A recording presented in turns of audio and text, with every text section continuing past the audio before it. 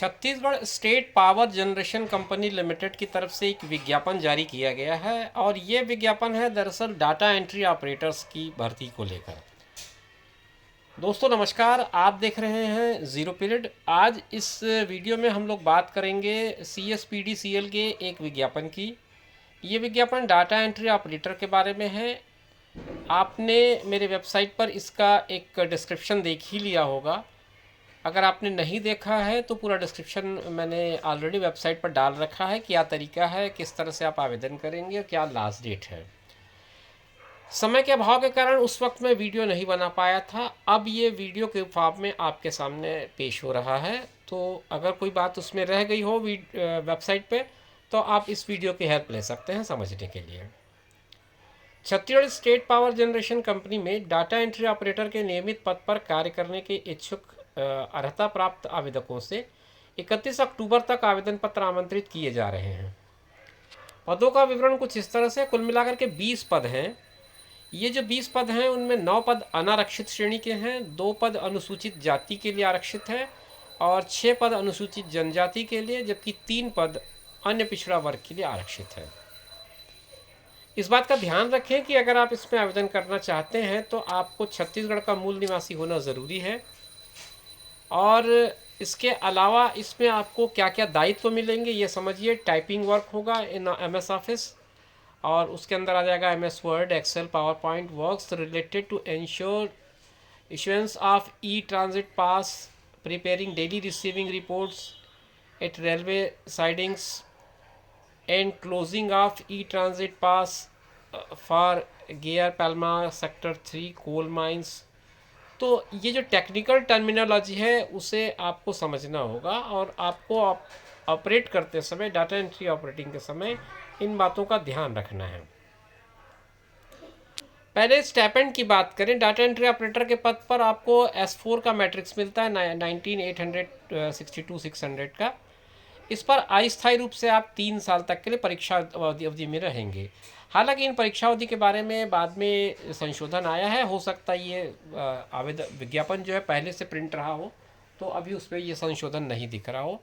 इस पर जो भी कुछ होगा वो आपको देर सवेर पता चल ही जाएगा। अभी हम बात करें कि हम किस तरह से इसमें आवेदन करेंगे, उन बिंदुओं पर ज़्यादा चर्चा करते हैं, क्योंकि अभी हमारा लक्ष्य है कि हम आपको इस विज्ञापन की मूल बातों को समझाएं। ये आयु सीमा का डिटेल है, आप चाहें तो देख सकते हैं। अनारक्षित के लिए अधिकतम 40 वर्ष है और छूट को मिला करके 45 वर्ष की सीमा तक के आप आवेदन कर सकते हैं। कार्य की प्रकृति के दृष्टिगत उपरोक्त पद के लिए महिला एवं दिव्यांगजन उम्मीदवार पात्र नहीं होंगे। ये बात इसमें लिखी हुई है क्योंकि थोड़ा सा कार्य की प्रकृति ऐसा नहीं है, ऐसा ये उल्लेख कर रहे हैं। शैक्षणिक योग्यता की बात करें तो ये द्वितीय श्रेणी में स्नातक की उपाधि मांगा है और साथ में आपसे टेक्निकल के मामले में वो कहते हैं किसी मान्यता प्राप्त संस्थान से डाटा एंट्री ऑपरेटर या प्रोग्रामिंग में 1 साल का डिप्लोमा हो, तथा उसके बाद और नहीं है, ये एंड है। कंप्यूटर में अंग्रेज़ी और हिंदी भाषा में 5000 kbps की स्पीड होनी चाहिए और ये दोनों कौशल परीक्षा में अलग अलग उत्तीर्ण होना ज़रूरी होगा। शैक्षणिक योग्यता में कंप्यूटर संबंधी मान्य अर्हता कौन कौन से होंगे ये भी आप समझ लीजिए। या तो आप BE हो कंप्यूटर साइंस इंफॉर्मेशन टेक्नोलॉजी, या फिर आप BSc में एक सब्जेक्ट कंप्यूटर लेकर आपने पढ़ा हो या IT लेकर पढ़ा हो, या फिर BCA में 2nd क्लास ग्रेजुएट हो, अथवा द्वितीय श्रेणी में सामान्य स्नातक होने के साथ MSc कंप्यूटर साइंस या IT या MCA स्नातकोत्तर हो। उन्हें कंप्यूटर संबंधी योग्यता के लिए पृथक से अन्य प्रमाण पत्र जैसे कि डाटा एंट्री ऑपरेटर, प्रोग्रामिंग में डिप्लोमा, DCA, PGDCA प्रस्तुत करना आवश्यक नहीं है। और जो आवेदक इन पाठ्यक्रमों से भिन्न पाठ्यक्रम में द्वितीय श्रेणी में स्नातक हैं उनको फिर UGC से मान्यता प्राप्त संस्थाओं में से कोई एक पाठ्यक्रम, जो हम अभी नीचे लिस्टिंग में बताया गया है, उनमें से किसी एक को आपको क्वालिफाई होना ज़रूरी है। जैसे कंप्यूटर साइंस या IT या मॉडर्न ऑफिस टेक्निकल मैनेजमेंट में 3 साल का डिप्लोमा या DCA, कोपा का 1 साल का कोर्स या फिर PGDCA। ये 3 ऑप्शन आपके पास हैं जो नॉर्मल ग्रेजुएट्स हैं। पद की शैक्षणिक योग्यता व अर्हता के मापदंड आवेदन हेतु निर्धारित अंतिम दिनांक तक पूर्ण करना अनिवार्य होगा। फिर उसके बाद आरक्षण के स्थिति को समझाया गया है। आप इसे डाउनलोड करके पूरा विस्तार से समझ सकते हैं। अब आवेदन आप कैसे करेंगे इसकी जानकारी ले लें। आवेदन छत्तीसगढ़ स्टेट पावर कंपनीज की वेबसाइट पर उपलब्ध कराई गई है, उसे आप डाउनलोड कर लें। डिस्क्रिप्शन बॉक्स में भी मैं आपको ये जो पेज है वो अवेलेबल करा देता हूँ, आप वहाँ से भी डाउनलोड कर सकते हैं। फिर उसके बाद इस फॉर्म को भर लें। भरने के बाद आवश्यक दस्तावेजों के साथ आप इसे इस पते पर भेज दें 31 अक्टूबर तक। पता रहेगा मुख्य अभियंता Chhattisgarh state power generation company limited, shed number 3, विद्युत सेवा भवन परिसर, डंगनिया, रायपुर 492013। इसके बाद आवेदन में आप ऊपर जरूर लिखें डाटा एंट्री ऑपरेटर पद के लिए आवेदन, और उसे पंजीकृत डाक से भेज दें या फिर स्पीड पोस्ट से भेज दें। आवेदन शुल्क जो है वो इस पर निर्धारित है। अनारक्षित और ओबीसीज के लिए 700 रुपये लग रहे हैं और अनुसूचित जाति और जनजाति के लिए 500 रुपये लगेगा। आवेदन शुल्क का भुगतान ऑनलाइन हस्तांतरण के माध्यम से आरटीजीएस, एनईएफटी या आईएमपीएस और डिजिटल माध्यम से सहायक प्रबंधक के लिए रायपुर खाता क्रमांक, एक खाता क्रमांक दिया उन्होंने 0399002100777680, जिसका IFSC कोड है PUNB003990, पंजाब नेशनल बैंक, मुख्य शाखा रायपुर। उम्मीदवार द्वारा हस्तांतरण की जो प्रति है वो आवेदन के साथ संलग्न करके भेजना है।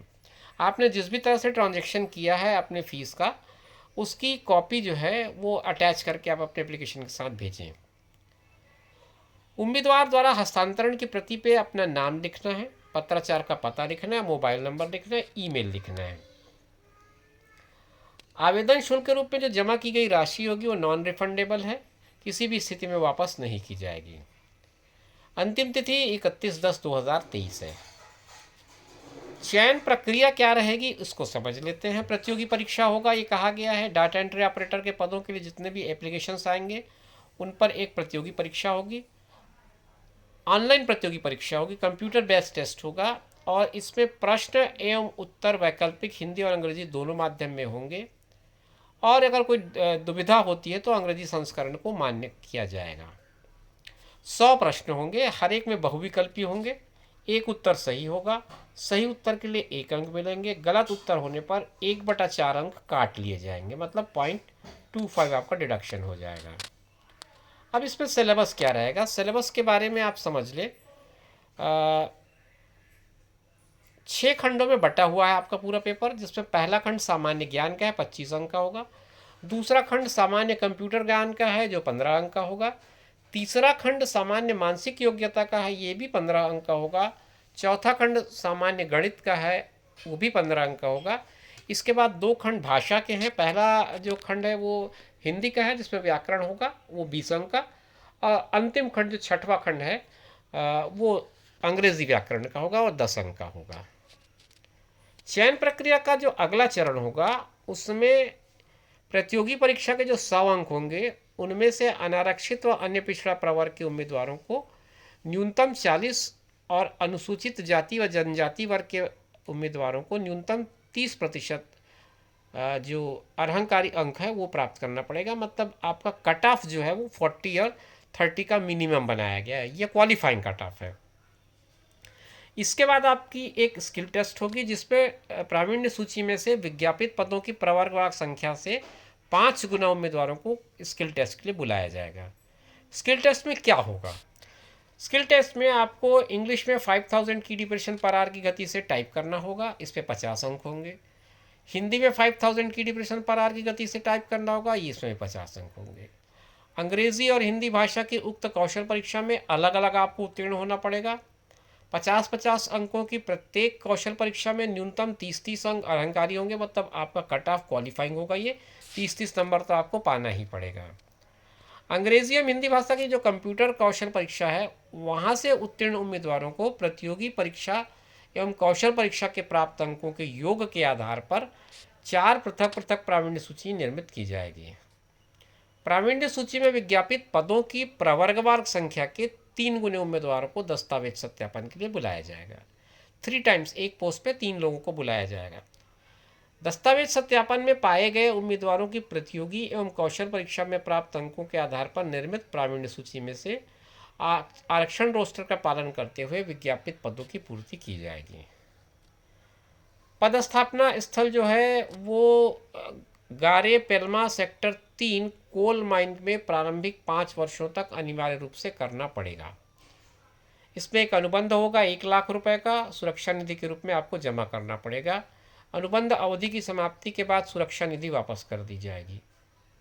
परीक्षा अवधि में पावर कंपनी की सेवा से त्यागपत्र देता है तो ऐसी स्थिति में सुरक्षा निधि राजसात कर दी जाएगी। और इसमें कौन सी बात है जो आपके साथ शेयर करनी चाहिए वो मैं देख लेता हूँ, थोड़ा स्क्रॉल कर लेता हूँ, तब तक आप इंतज़ार करिए, बने रहे वीडियो में। इसमें और कोई बड़ी चीज़ नहीं मिली मुझे। हाँ, आपके लिए एक हेल्पलाइन का नंबर मिला है जो 0771257440 है। ईमेल है hr.cspgcl@cspc.co.in। इन पर आप 11 बजे से 5 बजे के बीच कोई डाउट हो तो पूछ सकते हैं, जानकारी ले सकते हैं। मुख्य अभियंता Chhattisgarh state power generation company limited के हस्ताक्षर से ये विज्ञापन जारी किया गया है। आपको मैं दिखा दूं कि आपका जो आवेदन पत्र का प्रारूप कुछ इस तरह से है। ये इस तरह का आवेदन पत्र का प्रारूप है। इसे आपको डाउनलोड कर लेना है और इसे भर करके आपको भेज देना है अटैच्ड डॉक्यूमेंट्स के साथ। उम्मीद करता हूँ कि वीडियो आपको स्पष्ट समझ में आ गया होगा। अगर आप इसमें आवेदन करने के इच्छुक हैं तो देर न करें, जल्द से जल्द अपना आवेदन भरकर भेज दें। शुभकामनाओं के साथ इस वीडियो को यहीं पर विराम दे रहा हूँ। अपना और अपनों का ख्याल रखें। नमस्कार।